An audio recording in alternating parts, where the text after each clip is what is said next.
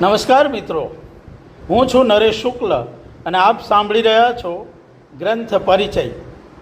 મિત્રો, આજે વાત કરવી છે વિજય શાસ્ત્રીના વાર્તા સંગ્રહ કયા વગર જ વિશે. તો આવો, વિજય શાસ્ત્રીનું નામ સાહિત્ય જગત સાથે જોડાયેલા કોઈ પણ માટે અજાણ્યું નથી.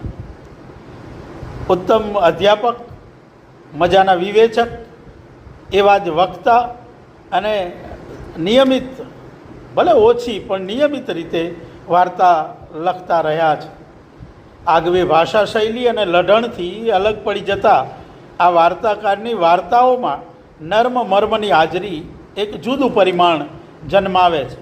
જન્મે અને નિવાસે પણ સુરતી મિજાજમાં વિજયભાઈ ખડખડાટ હસાવતા જ નથી, સાથોસાથ ગંભીર એવા નિરીક્ષણોને પણ વણી લે